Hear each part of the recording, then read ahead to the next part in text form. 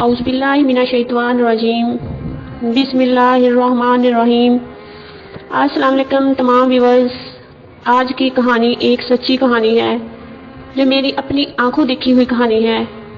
एक ऐसा ख़ानदान जिसमें 10 भाई और एक बहन थी। 10 भाइयों की एक बहन चहेती बहन थी। सब बहन भाई खेलते कूदते कब बड़े हुए पता ही नहीं चला।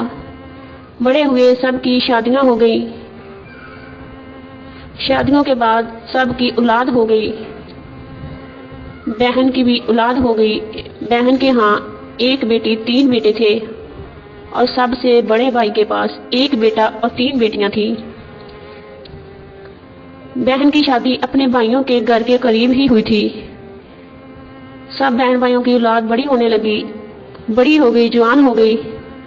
तो बहन की ख्वाहिश थी अपनी बेटी की शादी अपने सबसे बड़े भाई अनवर के बेटे अहमद से करे। बहन नसीम अपने भाई अनवर से छोटी थी। इसने अपने भाई से कहा कि भाई मैं एक बात करना चाहती हूँ। भाई ने कहा कहो बहन, क्या बात है, तुम हिचकिचा क्यों रही हो? तो बहन ने कहा, भाई से कहने लगी, मैं अपनी शमीम जिसको प्यार से शन्नो कहते हैं, शन्नो की शादी आपके बेटे अहमद से करना चाहती हूँ। भाई ने कहा, ये भी कोई पूछने वाली बात है, तुम हम सब बहन भाइयों की चहेती बहन हो, तुम हमारी तरफ से हाँ समझो। बहन ने कहा, भाई मैं मानती हूँ कि मैं आप सब भाइयों की चहेती बहन हूँ, लेकिन आप एक दफा अपनी बीवी नसरीन से बात कर लें। भाई ने कहा, अपनी बीवी से मैं क्यों पूछूं? उससे पूछने की क्या जरूरत है? जब मैं जो जिंदा बैठा हूं, मैंने हाँ कर दी सो कर दी। बहन के असरार करने पर भाई ने कहा, ठीक है बहन, मैं पूछ लूंगा अपनी बीवी से। जब अनवर ने नसरीन से पूछा तो नसरीन ने साफ इनकार कर दिया। मेरे इतने प्यारे बेटे, अकलौते बेटे के लिए क्या ये काली कलोटी ही रह गई है? शोहर के गुस्सा होने पर बीवी मान गई। अनवर ने अपनी बहन से कहा, बहन तुम लोग मंगनी नहीं, जल्दी से शादी की तैयारी करो, इससे पहले कि नसरीन फिर मुकर जाए। बहन ने शन्नो की शादी की खूब तैयारियां स्टार्ट कर दी।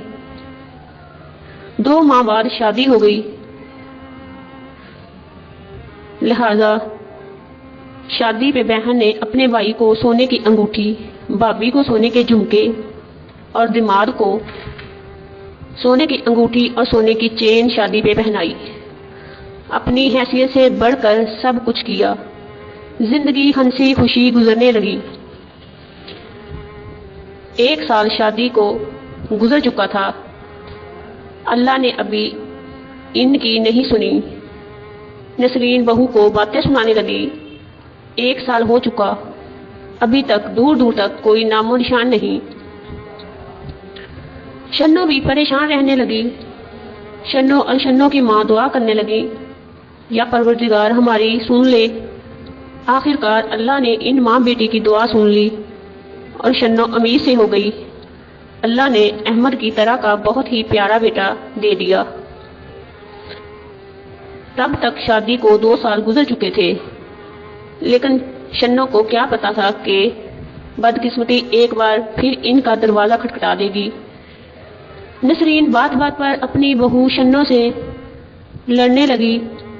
शन्नो अपने शोहर को बताती तो वो भी शन्नो का साथ नहीं देता था। बात को सुनी अनसुनी करने लगा। नसरीन बात बात पे शन्नो को कहने लगी, तुम मेरे चांद जैसे बेटे के साथ अच्छी नहीं लगती हो।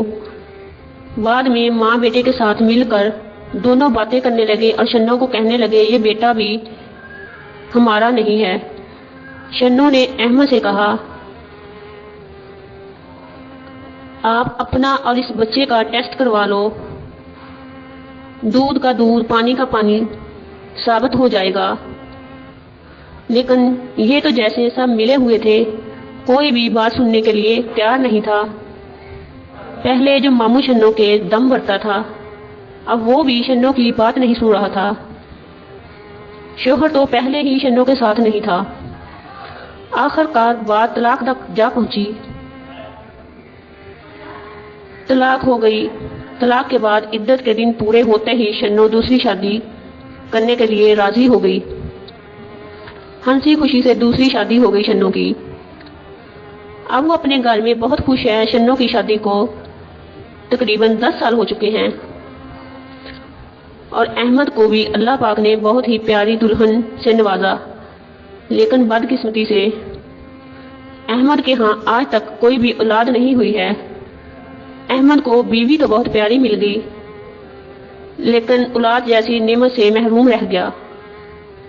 اللہ نے ایک ایسا انصاف کر دکھایا۔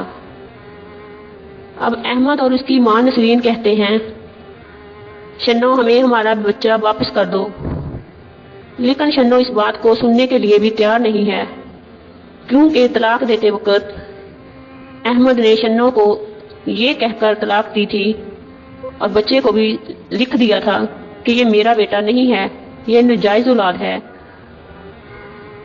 اب یہ بچہ بھی دوبارہ لینے سے محروم ہے۔ یہ تھی آج تک کی سٹوری۔ اگلی سٹوری تک کے لیے اجازت دیجیے۔ اللہ حافظ۔